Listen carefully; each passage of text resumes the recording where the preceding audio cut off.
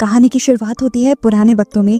हमें स्किप्टो नाम का एक आदमी दिखाया जाता है मार्केट में, जिसके दुकान में सबसे ज्यादा कस्टमर आते हैं। इसी वजह से मार्केट के बाकी सभी दुकानदार उससे बहुत ज्यादा जला करते थे। स्किप्टो को उन लोगों की बिल्कुल टेंशन नहीं थी, क्योंकि उसका खुद का बेटा अर्दी बहुत ज्यादा बीमार था, जिसकी उसे सर्जरी करवानी थी और उसी के लिए वो पैसे जमा किया करता था। स्किप्टो की बहुत मेहनत के बाद उसके पास इतने पैसे जमा हो जाते हैं कि उसके बेटे अर्दी की सर्जरी हो जाए। सर्जरी सक्सेसफुल होती है और जैसे ही अर्दी सर्जरी के बाद अपनी आंखें खोलता है तो उसे कुछ अजीब दिखाई देता है। पहली मर्तबा होश आने पर ही उसे एक ऐसा इंसान दिखाई देने लगा था जो काफी डरावना था, मानो कोई जिन हो, और काफी वो बूढ़ा भी था। अर्दी इस पर ज्यादा ध्यान नहीं देता और उसे हॉस्पिटल से घर भी शिफ्ट कर दिया जाता है।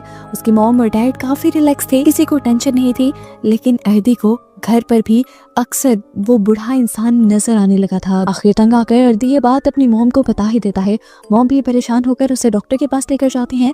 डॉक्टर उसकी आंखें चेक करते हैं, जहां उन्हें कुछ भी खराब नहीं दिखता। वो अर्दी की मॉम से कहते हैं कि शायद अर्दी की सर्जरी की टेंशन की वजह से हेलुसिनेशंस होने लगे होंगे। घबराने की कोई बात नहीं। ये सुनने के बाद वो लोग घर आ जाते हैं और यहाँ पर हमें स्किप्टो को दिखाया जाता है। स्किप्टो जब अपनी दुकान बंद कर रहा था तो उसे अपनी दुकान के बाहर से एक पोटली मिली, जिसे उसने उठाकर खोल दिया और देखते ही वो डर गया, क्योंकि इसमें काला जादू का सामान था। घबराकर उसने जाकर ये सारा सामान कचरे के डब्बे में फेंक दिया और अपने घर आ गया। इस पोटली को खोलने के बाद से उसके कंधों में बहुत ज्यादा दर्द था। घर आते ही स्किप्टो जैसे ही अपने बेटे अर्दी के पास जाता है तो अर्दी उसे देखकर चिल्ला देता है, क्योंकि अर्दी को उसके कंधों पे बैठी हुई एक एंटिटी नजर आ रही थी। ये एंटिटी, ये चुड़ैल अर्दी के अलावा किसी को नजर नहीं आ रही थी। ये बात जब अर्दी ने स्किप्टो को बताई तो वो भी डर गया और सारी बात समझ गया। इसलिए उसने रुस्तम नाम के एक आदमी को अपने घर बुलाया। रुस्तम एक स्पिरिचुअलिस्ट था, ऐसी सारी चीजों को वो देख सकता था। इस एंटिटी को देखकर उसने स्किप्टो को बताया कि ये चुड़ैल, ये एंटिटी तुम्हारे साथ मार्केट से आई है और तुम्हारे ऊपर बहुत बुरा काला जादू किया गया है। स्किप्टो रुस्तम से सवाल करता है कि आखिर ये सब अर्दी को क्यों नजर आ रहा है। तब रुस्तम ने बताया कि सर्जरी और बहुत ज्यादा डिप्रेशन में रहने की वजह से अर्दी की तीसरी आंख खुल चुकी है, जिसकी वजह से वो ऐसे सभी एंटिटीज को देख सकता है। स्किप्टो नहीं चाहता था कि उसका बेटा अर्दी इस तकलीफ में रहे, तो रुस्तम कहता है मैं इसकी इस तीसरी आंख को पूरी तरह बंद तो नहीं कर सकता, लेकिन हाँ इतना कर सकता हूँ कि इसे आज के बाद से सिर्फ वही भूत नजर आएंगे जो इसे अपना आप दिखाना चाहेंगे। इस बात के लिए स्किप्टो मान गया और रुस्तम उसके ऊपर अपना मैजिक करने लगा। अपना जादू करने के बाद रुस्तम ने स्किप्टो को सख्ती से कहा कि अर्दी कभी भी मार्केट नहीं जाएगा, और ऐसा क्यों कहा ये कहानी में आगे पता चलेगा। खैर, अब कहानी में एक साथ 13 साल गुजर जाते हैं। अर्दी बड़ा हो जाता है और हमें इनकी पूरी फैमिली को दिखाया जाता है, जो काफी खुश रह रहे थे। उस दिन के बाद से इनके साथ ऐसा कोई वाकया नहीं हुआ था। आज अर्दी कॉलेज में एडमिशन लेने वाला था और कॉलेज में एडमिशन फी देने की आज लास्ट डेट थी। स्किप्टो उसे फीस देकर नहीं गया था, तो उसकी मॉम ने कहा जाओ तुम जाकर मार्केट से ले लो। और ये बात बस सुनते ही उसके मुंह का नक्शा बदल गया, क्योंकि वो जानता था कि अगर वो मार्केट में जाएगा तो उसे बहुत ही खौफनाक चीजें नजर आएंगी। उसकी मॉम को भी उसकी सिचुएशन का पता था, इसलिए उन्होंने कहा अर्दी देखो, तुम सीधा जाना, इधर उधर देखना ही ना, बस अपने डैड की शॉप पर जाकर उनसे पैसे लेना, घर आ जाना। अपने मॉम के कहने के अकॉर्डिंग वो इधर उधर नहीं दिखता, लेकिन जैसे ही मार्केट में कदम रखता है तो खुद ब खुद उसके सामने बहुत सारे भूत आ जाते हैं, जिनसे वो काफी डर जाता है। ऐसे ही डरते हुए चलते चलते वो किसी आदमी से टकरा जाता है और गिर जाता है, जो आदमी उसे फिर बहुत डांटता है। उसे समझ नहीं आई कि ये आदमी उसके साथ इतना बुरा बर्ताव क्यों कर रहा था।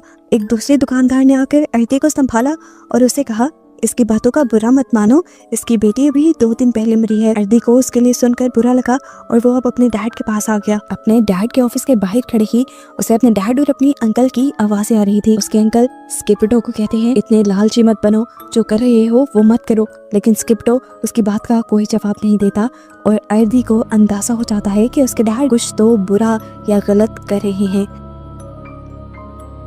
उसके अंकल भी गुस्से में निकलकर बाहर चले जाते हैं और स्किप्टो भी बाहर आकर अर्दी को देख लेता है। स्किप्टो अर्दी को पैसे देता है और पैसे लेकर अर्दी यहाँ से चला जाता है। जिसके बाद रात हो जाती है। स्किप्टो अपनी दुकान बंद ही कर रहा होता है कि आज दोबारा उसे अपनी दुकान के बाहर से एक पोटली मिलती है, जिस पोटली को उसने बिना कुछ सोचे समझे खोल लिया, यानी पहले वाली ही गलती की। इस पोटली को खोलते ही वो डर गया, क्योंकि इसमें इस मर्तबा काफी ज्यादा काला जादू का सामान था, जिसका मतलब कि जादू अब ज्यादा ताकत से किया गया था। और इस पोटली को खोलने होने के बाद से ही स्किपिडो को बहुत ही डरावनी शैतानी आवाजें आना भी शुरू हो गई थी, जैसे उसके चारों तरफ बस शैतानी रूहें मंडरा रही हूँ। इनके डर से वो जोर से चिल्लाता है, मैं जानता हूँ तुम मेरा कुछ नहीं बिगाड़ सकते, इसलिए मैं तुमसे बिल्कुल नहीं डरता। उसके कहते ही सारी आवाजें बंद हो जाती हैं और वो अपनी गाड़ी में बैठकर यहाँ से चला जाता है। घबराया हुआ वो घर पहुँचता है तो उसकी वाइफ उससे पूछती है क्या हुआ स्किप्टो, लेकिन स्किप्टो उसे कुछ नहीं बताता और जाकर सो जाता है। नींद में भी अब उसे डरावने ख्वाब आने लगे थे। उसे ख्वाब में एक बूढ़ी लेडी दिखाई दी जो बोल रही थी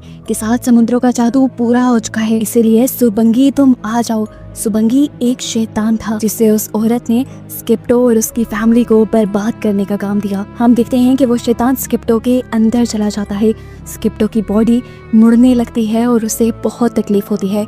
ये सिर्फ ख्वाब में नहीं हो रहा था, उसके साथ सच में भी हो रहा था। वो चिल्ला रहा था तकलीफ से और उसकी आवाजें अर्दी ने भी सुन ली। वहाँ जाके अर्दी ने देखा कि उसके डैड सो रहे थे, लेकिन वो ये नहीं देख पाया कि उसके रूम में एक शैतान भी था। सुबह बिल्कुल नॉर्मल होती है, सब जब नाश्ता कर रहे होते हैं तब स्किप्टो को खून की उल्टी लग जाती है, जिस उल्टी में जानवरों की हड्डियां भी निकल रही थी। ये देखकर सब घबरा गए। जब डॉक्टर के पास उसे ले जाया गया तो डॉक्टर को भी उसकी बीमारी की समझ नहीं आई और सारे परेशान हो गए। स्किप्टो को उसके दुकान के एम्प्लॉयज ने आकर बताया कि आप पर काला जादू किया गया है, इसलिए आप इस तरह बीमार हैं। स्किप्टो उनकी बात पर यकीन नहीं करता और उन्हें यहाँ से चले जाने को कहता है। क्योंकि स्किप्टो बीमार हो चुका था, इसीलिए स्किप्टो की दुकान स्किप्टो की वाइफ चलाने लगी और ऐसे घर अकेला पड़ गया। एक दिन जब अर्दी का भाई छोटा घर में आया तो उसने घर में कुछ अजीब महसूस किया। एक दरवाजा खुद ब खुद खुल रहा था जिसके अंदर वो चला गया। बाहर जाने पर उसने देखा कि बाहर वही पोटली थी जो पहले स्किप्टो को मिली थी। ना जानते हुए कि ये क्या चीज है, उसने ये खोल दी। पोटली खुलते ही उसके साथ भी वैसा ही अजीब सब कुछ हुआ। उसे भी डरावनी आवाजें आने लगी शैतानों की। वो समझ गया कि ये काले जादू की पोटली थी और अब उसके पीछे बहुत सारे शैतान पड़ चुके हैं। इन सारी चीजों से इस बच्चे की हालत बहुत ज्यादा खराब हो जाती है।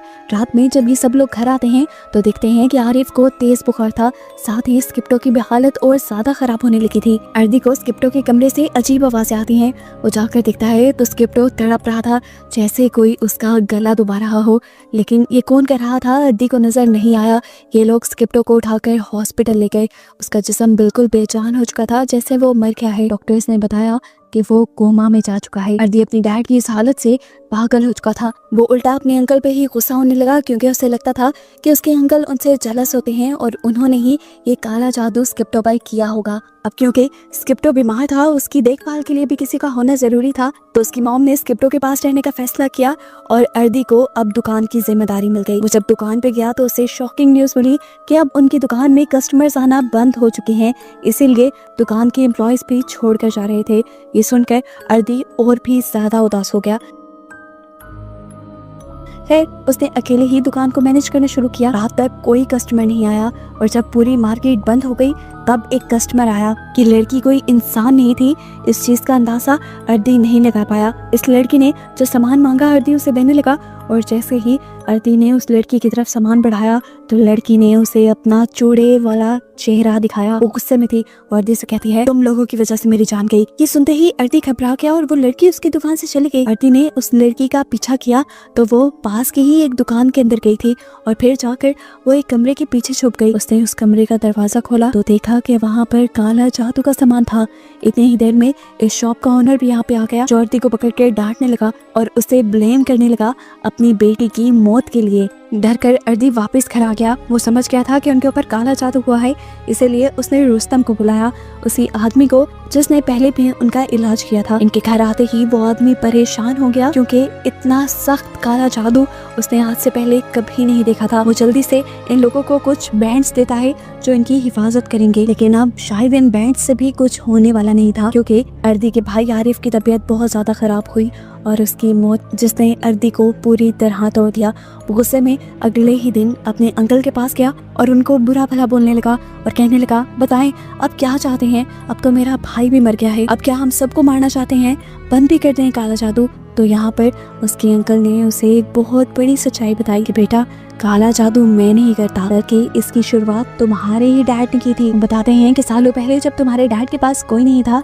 मैंने ही तुम्हारे डैड को ये दुकान बना कर दी थी। उसने खूब मेहनत की, इसी वजह से उसकी दुकान चल पड़ी, लेकिन लोगों को ये बर्दाश्त नहीं हुआ। यहाँ मार्केट का एक असूल है कि लोग अपने दुश्मन को खत्म करने के लिए काला जादू करते हैं और लोग स्किप्टो के ऊपर ऐसा ही करने लगे। स्किप्टो को पहले कुछ समझ नहीं आया, फिर मैंने स्किप्टो को सारी कहानी बता दी। स्किप्टो ने पहले तो कुछ नहीं किया, लेकिन जब उसने देखा कि काला जादू का असर उसकी फैमिली पे होने लगा है, तुम पर और तुम्हारी मॉम पे होने लगा है, तो उसे गुस्सा आ गया और उसने फैसला कर लिया कि वो काले जादू का जवाब काले जादू से ही देगा। वो एक जादूगरनी के पास गया और उससे जाकर उसने अपने दुश्मनों पर काला जादू करवाया, जिससे उसके सारे दुश्मन खत्म हो गए और उसका कारोबार दोबारा चलने लगा। आखिरी मर्तबा उसने अपने आखिरी दुश्मन सीसक के ऊपर काला जादू करवाया, जो उसके ऊपर छोटे मोटे जादू किया करता था उसका कारोबार बंद करने के लिए। लेकिन तुम्हारे डैड को गुस्सा ज्यादा आया और उसने बहुत बड़ा जादू कर दिया, जिसकी वजह से सीसक तो नहीं लेकिन उसकी बेटी मारी गई। जिसके बाद सीसक ने अपनी बेटी का बदला लेने के लिए ही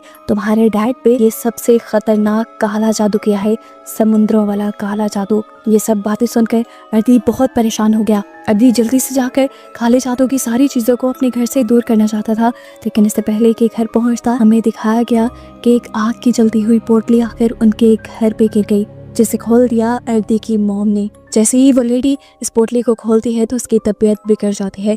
घर आकर अर्दी जैसे ही ये सब देखता है तो फौरन रुस्तम को बुला लेता है और रुस्तम ये पोटली देखकर समझ जाता है कि ये सबसे खतरनाक समुद्रों वाला काला जादू है। वो इन सबसे कहता है कि कोई भी अगर इस पोटली को देखे तो इसे कभी ना छुए। वो अर्दी को बताता है कि तुम भी अभी तक इसीलिए जिंदा हो क्योंकि तुमने आज तक ये पोटली नहीं खोली। एक पोटली तुम्हारी मॉम ने खोली, इसीलिए वो भी अब मर जाएंगी। उससे पहले एक पोटली तुम्हारे भाई ने खोली थी, वो भी मर गया, और उससे पहले पोटली तुम्हारे डैड ने खोली थी और वो अभी तक कोमा में है। रुस्तम वो जादू वाली पोटली लेकर यहाँ से चला जाता है और कहता है कि मैं पता चला कर रहूंगा और उसका तोड़ भी ढूंढ लूंगा, तुम लोग बस अपना ख्याल रखना। लेकिन आज ख्याल रखने से काम नहीं होना था। एक परिंदे की शक्ल में एक शैतान अर्दी की मॉम के घर आया और उनका गला दबाकर तड़पा कर उन्हें मार डाला। अर्दी अब टूट चुका था, उसके पास तो कोई भी नहीं रहा था सिवाय उसके बहन के। वो अपना बदला लेना चाहता था, अपने डैड का बदला लेना चाहता था।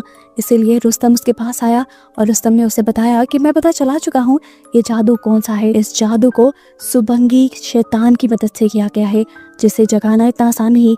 इसे जगाने के लिए 7 समुद्रों तक जाना पड़ता है और 7 समुद्रों के पानी का इस्तेमाल करके जादू होता है, जिसके बाद ये शैतान जागता है। अगर तुम्हें इस सुबंगी शैतान को मारना है या सुलाना है तो तुम्हें उन 7 समुद्रों का पानी लाकर अपने डैड को प्योर करना पड़ेगा, जिसके जरिए उस शैतान को जगाया गया है। ये काम इतना भी आसान नहीं था। इनको कैसे पता चलता कि समुद्र की कौन सी जगह से पानी लिया गया है? ये पता चलाने के लिए रुस्तम फैसला करता है कि इन लोगों की तीसरी आंख भी खोल दी जाए। अर्दी की तो तीसरी आंख पहले से ही काफी हद तक खुली हुई थी। रुस्तम फैसला करता है कि उसकी बहन की भी तीसरी आंख खोल दी जाएगी, जिससे इन्हें मदद मिलेगी अपना मिशन कंप्लीट करने के लिए। अब अर्दी और उसकी बहन अपने सफर पे निकल जाते हैं, जबकि पीछे हमें दिखाया जाता है कि रुस्तम स्किप्टो का ख्याल रखने के लिए अपना जादू शुरू कर चुका है, जिससे कोई भी बुरा या काला जादू स्किप्टो के ऊपर असर न करे। ये लोग फाइनली पहले समुद्र के पास पहुंच जाते हैं, जहाँ एक छोटा सा टेम्पल बना हुआ था।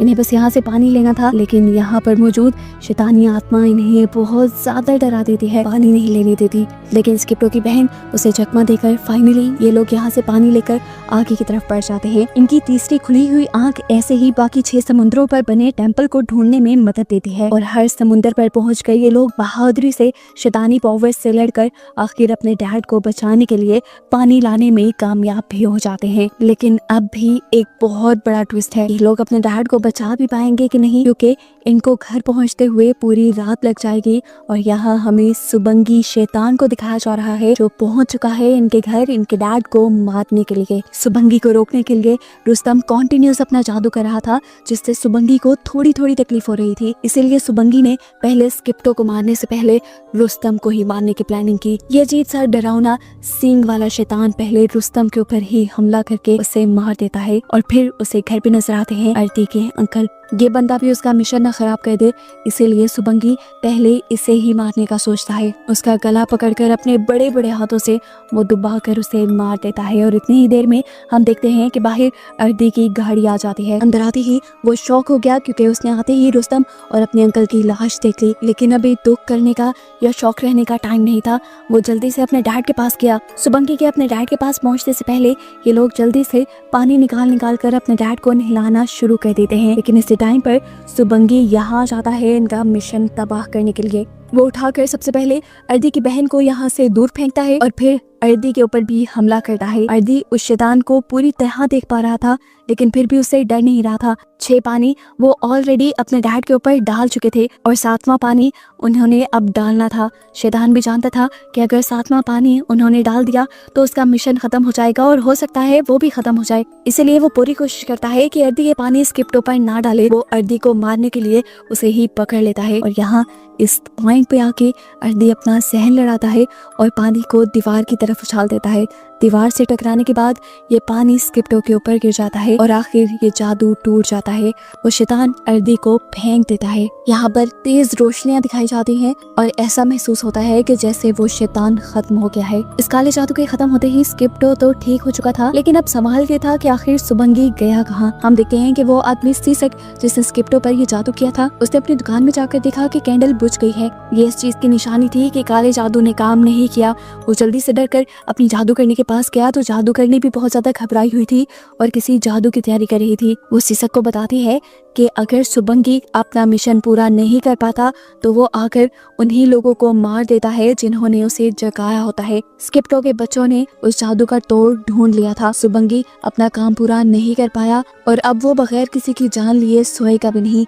वो बस हम दोनों की जान लेने किसी भी वक्त यहाँ आता होगा। अभी वो बात कर ही रहे थे कि एकदम से पीछे सुबंगी आ भी गया, जिसे देखते ही जादूगरनी बहुत ज्यादा डर गई। वो अपनी मौत को अपने सामने देख रही थी। सुबंगी ने अपने बड़े बड़े हाथों से उसका गला दबाकर उसे मार दिया, जिसके बाद उसी सुबंगी ने यहाँ पर सीसक को भी मार दिया और ये जादू वाला सारा सिलसिला ऐसे ही खत्म हो गया। कहानी के पोस्ट क्रेडिट सीन में हमें स्किप्टो को दिखाया जाता है, जिसने अब अर्दी और अपनी फैमिली से वादा किया है वो कभी भी काला जादू नहीं करेगा। और बस यही दिखाते हुए ये मूवी यहाँ एंड हो जाती है।